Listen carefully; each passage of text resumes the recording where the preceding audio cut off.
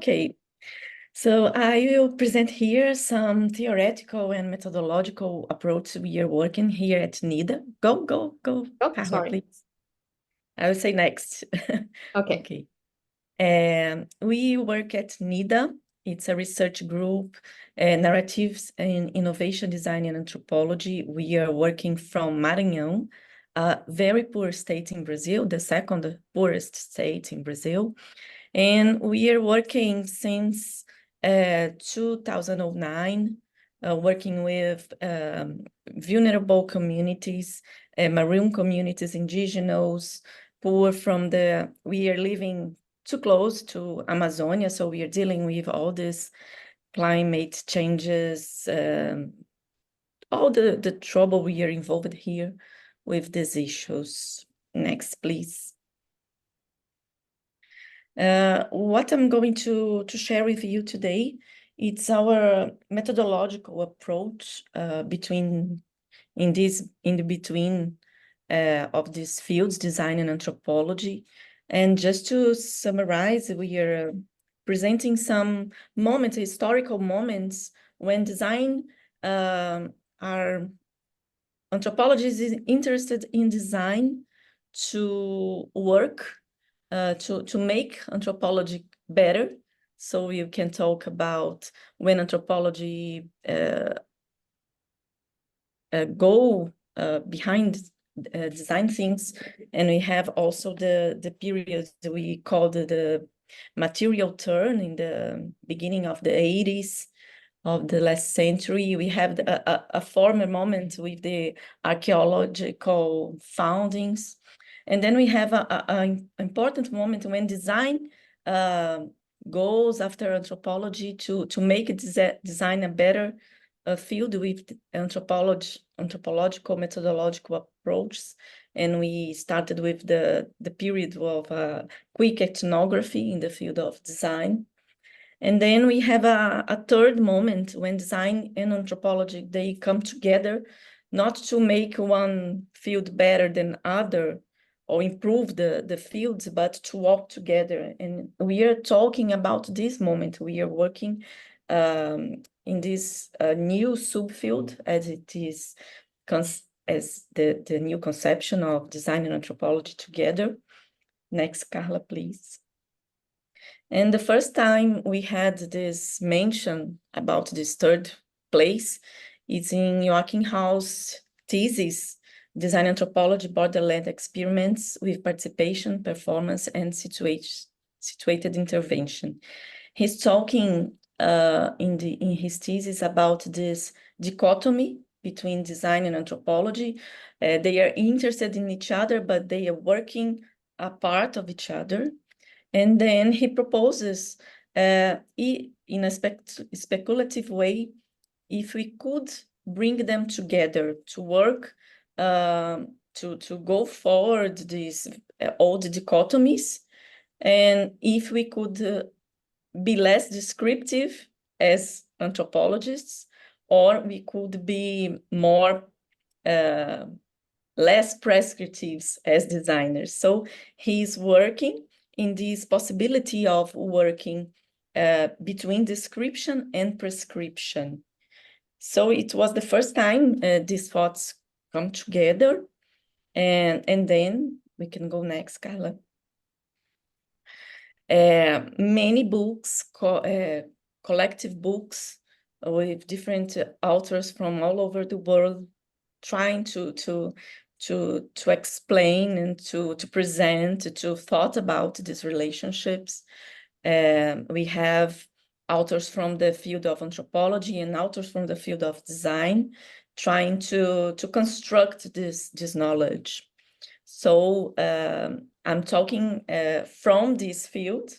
I'm also a designer and anthropologist, and we are working with these situations in the global south. And we worked with a theoretical and methodological approach from the north, because we didn't have it in the global south. But from 9-10 years ago, we started to think about this this encounter of anthropology and design here. Next, please. So we are working also trying to understand and to make things together. We are thinking at design by means of anthropology. I had the opportunity to have a research mission with Tim Ingold in Scotland in 2018, and worked through his literature and his partners. And I understood in that moment that we talked about that we have to construct our own way to work with design and anthropology. And from that moment on, we tried to bring those issues, vulnerability, power issues, gender issues, what we saw in the field here in Brazil, here at Maranhão. We have, Maranhão is the second most Black people, it's the most populous state in Brazil with Black population. We were the second place to receive slaves from Africa, enslaved people from Africa in that period, from the 16th century on. And then we have many Maroon communities here. So we have different cosmologies. So we have to understand how to work with them between these dialogue spaces. So we brought some thoughts from participatory design, and we tried to make things together with these populations. We were working with Dawson area, design labs, trying to make design experiments, constructing tools, games, working with the idea of making things together to provoke social dialogue and to understand what could be done together with these communities. Next, please. So our conception of design anthropology, it's interventionist. Oh, the first one, please. Participatory, situated, based on co-creation and focus on relationship. And the next, for us, design anthropology is not prescription, it's not description, it's not neutral, it can't be replicated, and it's not orientated to an end, but it's always a open-ended process. Next, please.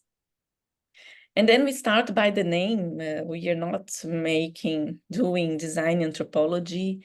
We are working in Portuguese. We adopted it and we theorized about that, how you can, and we are using together design anthropology, all the words together. We are not talking about an anthropology of design as some authors in Mexico, some researchers in Mexico, they were talking and writing about, because we are not again repeating the paradigm where anthropology brings design as a way to be a better anthropology. And we are assuming this position to work design and anthropology as a third space. Next, please. So we are working design in anthropology and global south. What makes us different from all this literature in the global north, where we learned, I'm talking about me and about Zoe Anastasaki, who is a colleague who is also working with this in between design and anthropology, and many other researchers in Brazil who is talking about that, and in Latin American also. What makes us different? It's a question we have to ask. Next, please. So I bring this book by Bruno Latour. It was a book, it was from 2020, and he was talking about a new attractor. He was thinking about the movement from the local knowledges, the local productions, and the movement to a globalized one. And he discusses the failure of this movement, how we did not achieve this globalization as it was planned. And he starts with this paradox that we are not in the globalization with all its promises to all the countries in the world, but just to a few. There was a globalization just to a few countries in the world. And we cannot come back to the local because it doesn't it didn't exist anymore, because the globalization make a movement to this situated place, as we can think about the local. And he proposes that the third attractor, the terrestre in Portuguese, I forgot how he calls it in English, but this would be a place that we didn't have the separation between culture and nature. All the beings are entangled, all the materials, the environment, and we have now this movement to go to this third place. And there is another, the fourth attractor, that is out of this world, but this just Elon Musk can do this, go to this one, not us. The next, please. So what are our issues? How we are working in between this design and anthropology? We are considering power issues, coloniality, gender, knowledge, hierarchical thoughts, and how we can give name to things. It's an instrument, it's a colonial instrument to give name. And we have many authors, indigenous authors in Brazil, talking about these discussions, and we are inspired by that. And we are questioning the absence of these discussions in design anthropology by the North, by the European authors. And we thought this is our job to do this. It's not their job, but ours to discuss that. So we are not in a well-being state. We are facing now with high left government we had by Bolsonaro, negationism, a negationism government. And we also having migration crisis in Brazil, as we have in all world. But these are the issues we are thinking about when we are talking about design anthropology in Brazil or in Latin America. Next, please, Carla. So I bring some authors to discuss this. The first one is Silvia Rivera. She's an anthropologist, a Bolivian anthropologist. She's indigenous. She has an indigenous origin. And she's saying to us that we are reproducing colonial practices in the way we research, in the way we deal with academic issues. The academic policies are reproducing the external coloniality, because we are used to do this. It's her thesis, and she bring her researches in Bolivia with indigenous groups to show us. It's a very amazing work, and we are inspired by that here at Nida. The next, please. And the other is Antônio Bispo dos Santos. He was a Brazilian Maroon leader. He was died in last December, and he is known as Nego Bispo. He's a very important author. He's a tacit, he's a autochthonous academic, we can say that. And he discusses our position as colonized and Occidental colonized persons. And he's talking about his position in his people that they were not colonized in Brazil, as many indigenous and many Maroon communities, traditional communities. So they are trying to make not a decolonial approach, but a counter-colonial approach. And how we can bring this from the discourses to the practices. So we are very inspired by these thoughts, by these authors, and we propose a methodology to work with these communities, to make design by means of anthropology, questioning these spaces of power, these power discourses, specifically talking about gender, as I'm going to show you in the next slides. Next.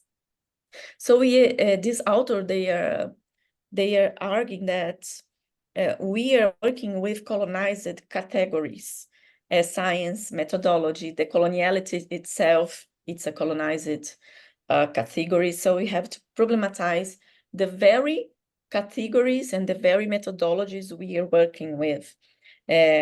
Development, sustainable development, design, user experiences. It's our discussion now, how we can go further these colonized categories and bring another categories to research with these communities, with these traditional communities. Next, please. So at Nida, we brought three issues. We are talking about formation and discursive dispersion, talking with Foucault and with Nego Bispo, conditioned participation, how we include our stakeholders in design research process, but really including them. It was the issue I talked in the book Carla and Claudia organized, and I was talking about this theoretical discussion, how we include the other, we really include, not a partial inclusion, but how we bring them to our design process and to our research process. We are talking about engagement in doing, how we bring the making to the process, and time. Time is another colonial issue, very important, because the academic time it's one and the community time it's other.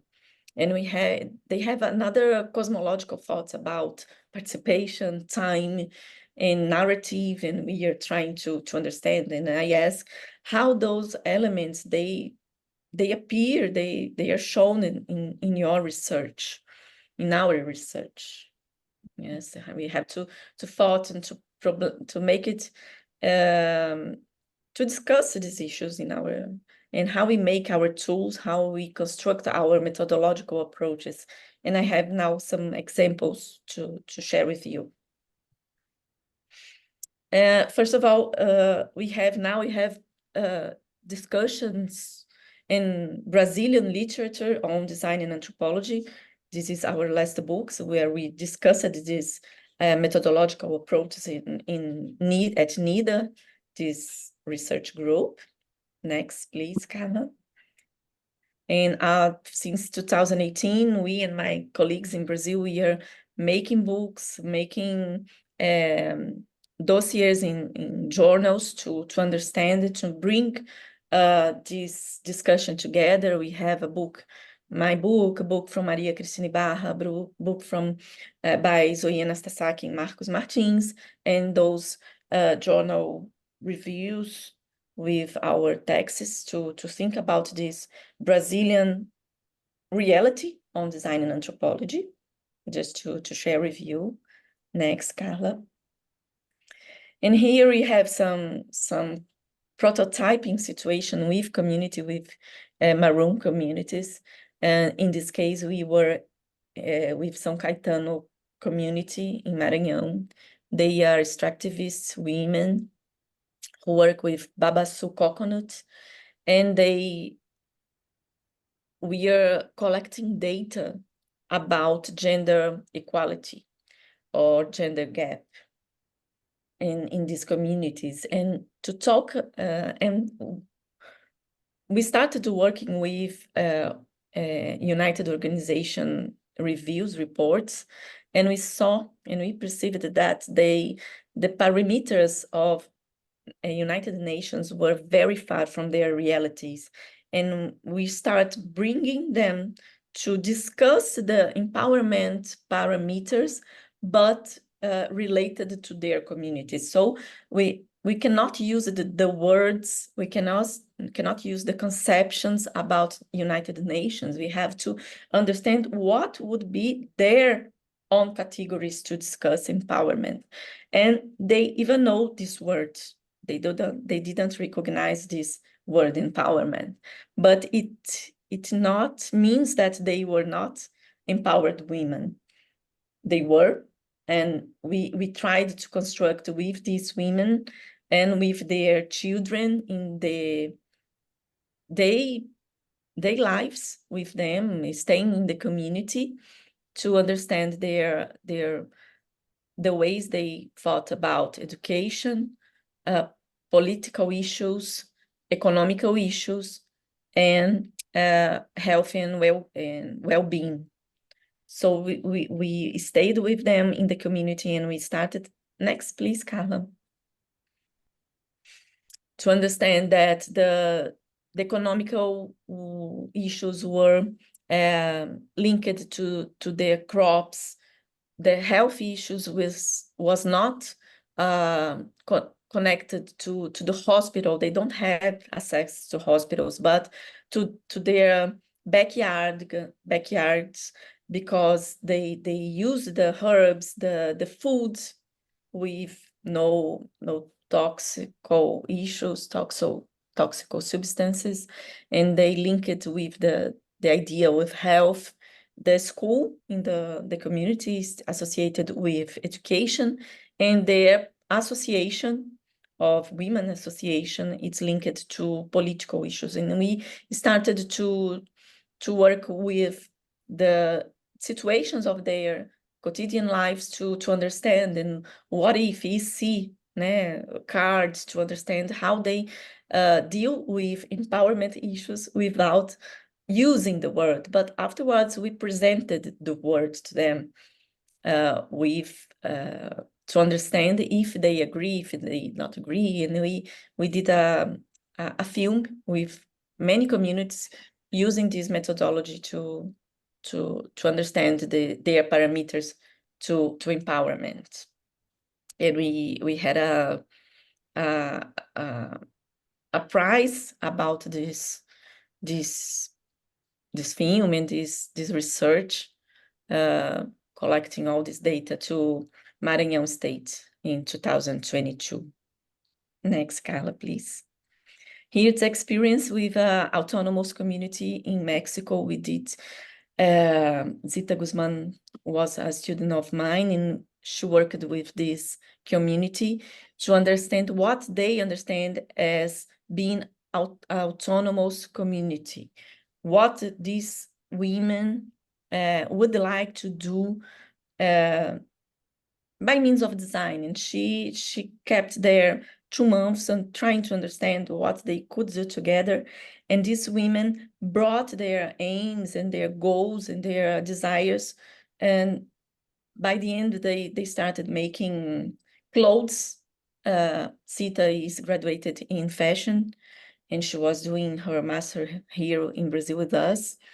And they started to make things together, and how design bring in these 2 months. She did with these crafty women 10 kinds of clothes and kinds of tools to understand the process of autonomy.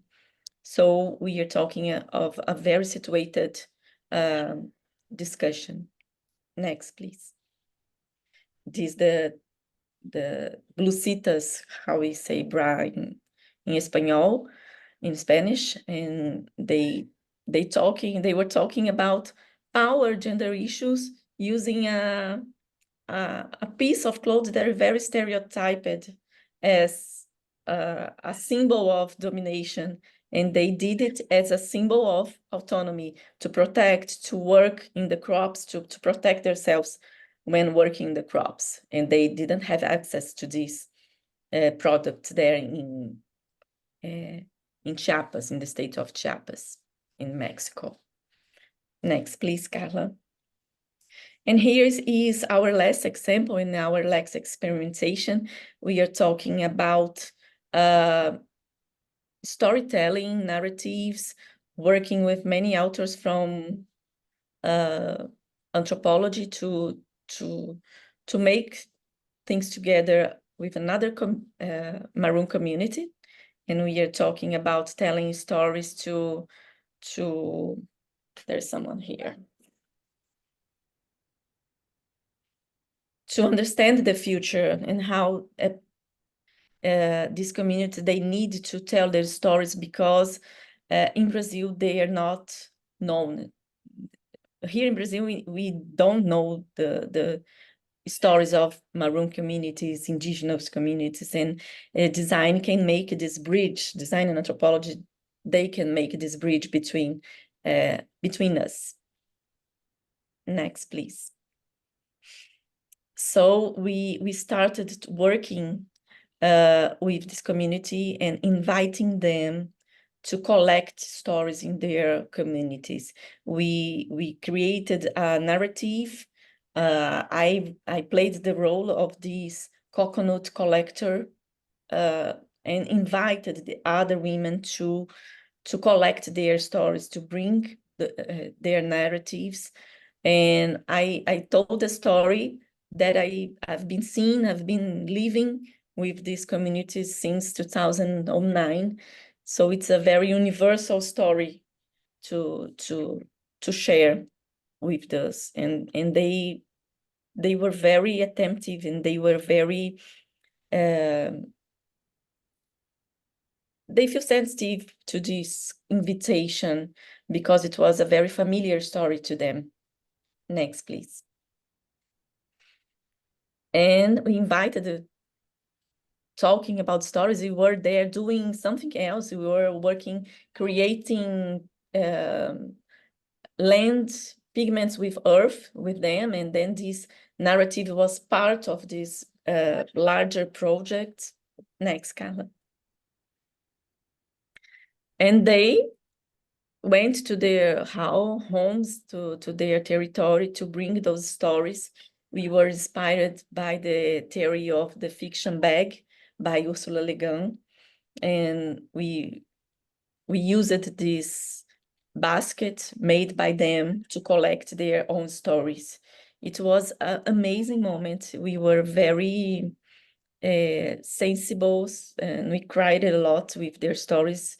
Stories of fights for their territory, fights for their family, to educate their children, to survive in a very violent context that they were living, because their territory are often invaded by owners of the lands, and we don't have a stable situation of their territories, because this Maroon community is not, it's recognized, but they don't have the ownership of their land yet. So next, please. And they brought their stories. They told us their story, how they work, how they live, how they care of their children, and how they work with the babaçu coconut. Next, please, Carla. And then we started in the territory, collecting images with them in a journey of many days, and how they brought the struggle by the land, and how by means of design we can make this struggle visible. And this is how we are thinking design anthropology in the field, working with these people. Next, please. And then we started talking about the parameters for empowerment with them, bringing the situations about economical participation, health and well-being in the community, political activities. And what we didn't found or in the community photos, we designed, the designers, we designed the situations. Next, please. And here it's a very difficult situation where when people they lay down the train path to make a manifestation about this land issues and the use of the violence, as we see in the drawing, people being struggling, going to the police and trying to keep their land against these violent situations. And the next, please, Carla. And then we worked on this book of the women of the community. And then we are starting a selling process of their handicraft. That the other part of the work I'm not presenting here, the use of the pigment in textiles. And now we have a very strong narrative about their life, their health, their issues, to support the selling of their products, to make tangible and to make visible their lives and their struggle, not to the product that they didn't come by themselves. They're together with these life stories, so we have to communicate, and it's how we are working with design and anthropology here at Nida. Next, please, Carla. So thank you for your attention. Sorry by the slides in Portuguese, it would be helped if they were in English. Thank you.